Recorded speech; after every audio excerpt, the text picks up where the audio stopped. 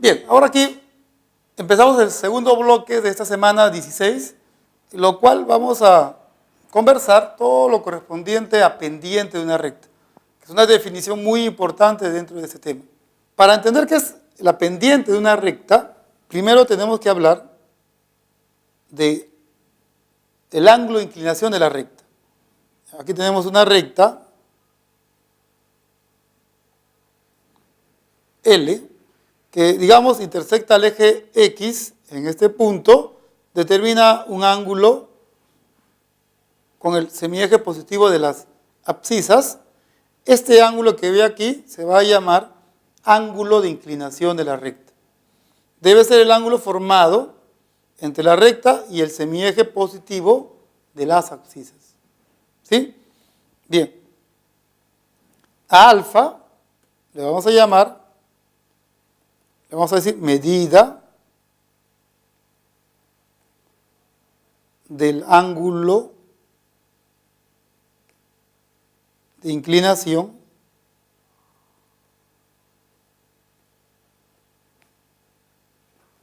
de la recta L. ¿Y qué más? M va a ser un número real que va a estar asociado a toda recta. M se va a llamar pendiente de L. Pendiente de L. ¿Y cómo se define? Se define como la tangente del ángulo de inclinación. Tangente de alfa. Esa es una definición. A la tangente del ángulo de inclinación de una recta se le va a llamar pendiente de la recta. Aquí hay algunas observaciones que debemos considerar. Observaciones. Como ustedes saben por trigonometría, ¿qué sucede si el ángulo está entre 0 y 90? Claro, nosotros para eso lo decimos de otra manera, ¿no? ¿Qué pasa si el ángulo es agudo?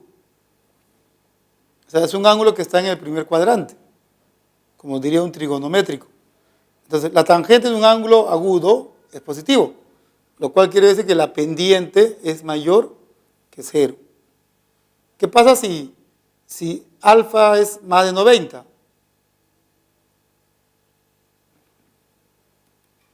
¿Qué pasa si alfa es más de 90? Pero claro, menos de 180. ¿Qué pasa con la pendiente? Aquí la pendiente, recuerda, es mayor que 0. En cambio aquí la pendiente, la tangente de un ángulo obtuso, ¿cómo es? ¿Ah?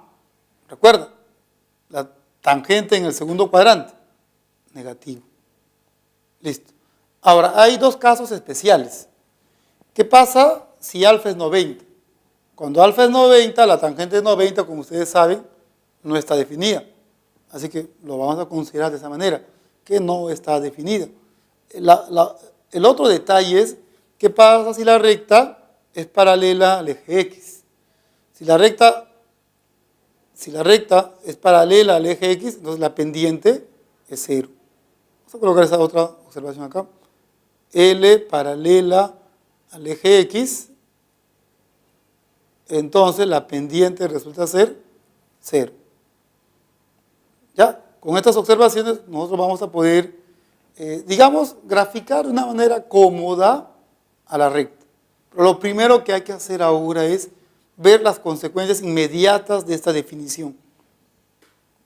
Aquí tenemos un primer teorema. Este teorema lo que va a hacer es juntar estas dos definiciones, pendiente de una recta y coordenadas de un punto. ¿Ya? Recuerda, toda recta tiene su pendiente, pendiente M. Listo. Y vamos a tener dos puntos de la recta, punto A de coordenadas x2, y2, punto B de coordenadas x1, y1. ¿De acuerdo? Aquí hay un ángulo de inclinación de medida alfa. Entonces, primer paso, dices, la pendiente M viene a ser la tangente de alfa. ¿De acuerdo? Pero ¿qué ocurre? En un dibujo anterior habíamos visto que si se traza esta perpendicular, este es el valor de la ordenada y2, Este es el valor de la ordenada de B, Y1. Esto va a ser, al trazar esta línea, esto va a medir Y1, lo cual hace que esto mida Y2 menos Y1. Esto va a medir de aquí hasta el origen de coordenadas, es X1, esto es X2, sería X2 menos X1. Entonces, aquí en este trapecio, esta es la altura, X2 menos X1. Lo he hecho un poco rápido porque es un dibujo que ya lo hicimos anteriormente. Ahora, observen este triángulo. Como esta línea es paralela al eje X, este ángulo mide alfa. Y si usted observa esa figura, usted va a decir allí, la tangente de alfa es el cateto opuesto, Y2 menos Y1, sobre el cateto adyacente, X2 menos X1. Esta es la tangente de alfa, esto también es la tangente de alfa, entonces la pendiente es igual a un cociente de diferencias. Diferencia de ordenadas sobre la diferencia de abscisas. Y como ustedes pueden notar acá, en un lado tenemos la coordenada de un punto y por el otro lado tenemos la pendiente de la recta. Como les dije, este teorema va a ser importante. Junta las dos definiciones. ¿Ya? Y a partir de ella, no tanto, pero más o menos, cuando nosotros decimos en nuestro lenguaje o geometría clásica rectas paralelas, usted simplemente mentalmente lo visualizaba así. Son dos rectas que no se van a intersectar. Acá igual. Dos rectas paralelas son rectas que no se van a intersectar. Esta es una y esta sería la otra. L es 1, L es 2. Pero como son rectas paralelas, entonces este par de ángulos van a medir iguales. Usted va a poder decir acá L1 paralela con L2, entonces ¿qué ocurre? El ángulo de inclinación de esta recta es alfa y de ella también. La tangente de alfa, ¿qué me da? La pendiente de esta recta. La tangente de alfa, ¿qué me va a dar? La pendiente de esta dos rectas. Entonces, ambos me van a dar la tangente de alfa. Por lo tanto, la pendiente M1 es igual a la pendiente M2. Y viceversa. Si las pendientes son iguales, entonces las rectas son paralelas. ¿Se da cuenta? Antes, cuando usted leía esto, visualizaba esto. Ahora, cuando usted va a ver esto, debe recordar esto. Debe recordar que si dos rectas son paralelas, sus pendientes tienen que ser iguales. ¿Se da cuenta? Estás diciendo lo mismo, solo que de otra manera. Lo estás diciendo a partir de pendientes. Lo mismo ocurre con las rectas perpendiculares. ¿Cuál es su idea gráfica de las rectas perpendiculares? Son dos rectas que se intersectan formando 90 grados. Acá igual. Esto sería una recta y acá estaría la otra recta. Listo. Se llaman perpendiculares porque el ángulo entre ellas mide 90. L1 y L2. Solo que esta recta tiene una pendiente, M1. Esta recta tiene una pendiente, M2. Decimos por aquí, L1 es perpendicular con L2. Entonces, el producto de las pendientes nos tiene que dar menos 1. ¿Ya? Claro, usted dirá, ¿y por qué el producto de pendientes es menos 1? Y viceversa también, ¿ah? Si el producto de pendientes es menos 1, eso quiere decir que las rectas son perpendiculares. ¿Por qué? Veamos, una demostración ligera, pero al fin y al cabo una demostración que te va a ayudar. Dices, esa recta tiene un ángulo de inclinación, que sea alfa. Esta otra recta también tiene un ángulo de inclinación, que por geometría clásica, esto es la suma de los dos, 90 grados más alfa. Entonces vas a decir, primer paso, ¿no? M1 es la tangente de alfa. Y M sub 2 es la tangente del ángulo de inclinación de 90 más alfa. ¿Y qué ocurre? Por reducción al primer cuadrante. Eso está en el segundo cuadrante. Si se reduce, como aquí está el 90, la regla es, esta es la cotangente de alfa, y como estamos en el segundo cuadrante, esto va a ser menos. La cotangente de alfa es igual a 1 sobre la tangente de alfa. Entonces, la pendiente M sub 2 es igual a menos 1 sobre la tangente de alfa. Pero la tangente de alfa es M sub 1. Esto pasa a multiplicar, tendrías que M sub 1 multiplicado con M sub 2 es igual a menos 1. Y ya está, eso es lo que tú tienes aquí. ¿Ya? Mira, antes rectas perpendiculares involucraban este dibujo.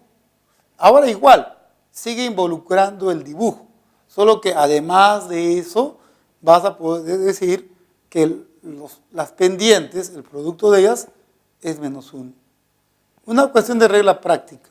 Si, por ejemplo, esta recta tiene pendiente 2/3, la pendiente de una recta perpendicular a ella se consigue invirtiendo los dos, 3/2. Lo inviertes. Y si aquí es positivo, acá debe ser negativo. Esa es la regla práctica. Cuando dos rectas son perpendiculares, la pendiente de una es igual a la otra invertida y cambiado de signo. ¿De acuerdo? No se olvide de eso en los problemas. Ángulo entre dos rectas. Ya, sí, pues, ¿qué ocurre? Mira, veamos lo siguiente, veámoslo así. Cuando usted tiene dos rectas en el plano, las rectas o son paralelas o son secantes. ¿Sí? Y bajo este contexto de la geometría analítica, ya hemos estudiado esto. Si dos rectas son paralelas, sus pendientes son iguales. Ya. Lo segundo, si dos rectas son secantes, puede ocurrir dos cosas. Que ese ángulo mida 90 o que ese ángulo no mida 90. Si mide 90 ya sabemos qué ocurre. El producto de las pendientes es menos 1. Entonces, ahora la pregunta es, ¿y qué pasa si no es 90? Ajá. Para eso tenemos esta parte. Una recta y acá está la otra.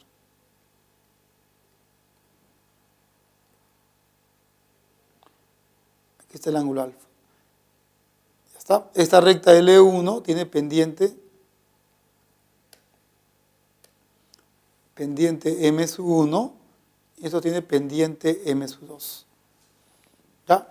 Se cumple aquí que la tangente de alfa es igual a la diferencia de los pendientes de estas dos rectas, M sub 2 menos M sub 1 y abajo 1 más el producto de las pendientes. Ya, la demostración no es difícil. Mira, usted hace esto, ¿no? Que esto mida teta, que esto mida beta, entonces vas a decir beta es igual a teta más alfa. Ya, este valor pasa a restar, beta menos teta es alfa. ¿Qué haces ahora? Aplica la tangente. Tangente de beta menos teta es igual a tangente de alfa. Por una identidad en trigonometría, la tangente de una diferencia es la diferencia de las tangentes, ¿recuerda? Sobre 1 más el producto de las tangentes, de beta y de teta. Esta es la tangente de alfa. Ahora, la tangente de beta, o sea, la tangente de beta es la pendiente de esa recta, M sub 2. La tangente de teta, pendiente de esa recta, M sub 1. Abajo sería 1 más producto de tangentes, M sub 2, M sub 1. Tangente. Y ya está. ¿Sí? ¿Ya está? Bien, con esto podemos dar el siguiente paso. ¿Cuál es el siguiente paso? hablar de las ecuaciones. Es algo que usted en la universidad lo va a estudiar con mayor profundidad, algunos bajo otro punto de vista. Sí, porque hay algunos que hacen el estudio de esta parte con vectores, que es una parte muy, muy bonita, muy intuitiva. No es muy formal, no es muy formal, sí, ¿no? Pero no es muy operativo, es más artificioso. Y algunos, como en la Facultad de Administración, Economía, lo van a ver de esa manera, la manera clásica. Mira, allá la ecuación de algo quiere decir encontrar una igualdad donde estén relacionados las abscisas y ordenadas de todos los puntos que formen ese algo. ¿Sí? Ya. Para ello tiene que haber condiciones. En este caso, tenemos ese algo es una recta. Quiero hallar la ecuación de la recta. ¿Qué tengo que hacer? ¿Qué quiero hacer, no? En esta recta hay una infinidad de puntos. Punto P, que va a tener coordenadas X y Y. Hallar la ecuación de la recta es hallar una igualdad donde estén estas dos variables, X y Y. Pero ¿a partir de qué condición? Tú tienes que conocer la pendiente de la recta. Tienes por lo menos que conocer las coordenadas de un punto de paso. ¿Está? Vamos a buscar eso, una igualdad donde estén estos dos números, X y Y, y también estos dos. Y eso es muy fácil de lograr. La primera se llama ecuación punto pendiente por lo siguiente. Por el teorema que vimos anteriormente, la pendiente M viene a ser un cociente de diferencias. Arriba ordenadas, Y menos Y0, abajo abscisas X menos X0. Entonces, de aquí, esto pasa a multiplicar X menos X0 por M igual a Y menos Y0. Y ya está. A eso le vamos a llamar la ecuación punto pendiente. Nada más. ¿Por qué? Porque es una igualdad a la cual se ha logrado debido a la presencia de la pendiente y la coordenada de un punto de paso. Un punto y de la pendiente. ¿Listo? Es una igualdad donde están las dos variables, X y Y. Ecuación punto pendiente. ¿Y qué es la ecuación Y-intercepto? Ajá. Tú simplemente despejas el valor de Y. Esto pasa a restar al otro miembro y va a tener algo así, mira. Y igual a M por X más Y sub 0 menos M por X sub 0. Lo único que has hecho fue desarrollar el producto y que esto pasó al otro miembro a sumar. ¿Qué voy a hacer? A todo este número le voy a dar un valor B. Entonces, toda esta expresión va a tener esa forma. Y igual a M por X más B. Claro, usted dirá, ¿y por qué se llama Y-intercepto? Porque a la hora de ver la ordenada de este punto, de intersección entre el eje Y y la recta, este punto justo tiene coordenadas 0B. O sea, es la ordenada del punto donde la recta intersecta al eje Y, ¿sí? En ese coordenada 0B. Justo es ese número. ¿Sí? ¿Y qué más? Ahora, quizás ustedes se sientan un poco extraño en notar que intercepto con P. Y nosotros usualmente usamos la intersección o intersecta la palabra, ¿no? ¿Y por qué intercepto con P? Es que acá hay un problema de, más que nada, del nacimiento de la geometría analítica. Deben recordar que esto se inició por una necesidad de explicar algunos fenómenos físicamente, o sea, es de la física. O sea, en física se habla de móviles. Un móvil intercepta al otro móvil cuando hay movimiento. De ahí la palabra intercepta, ¿no?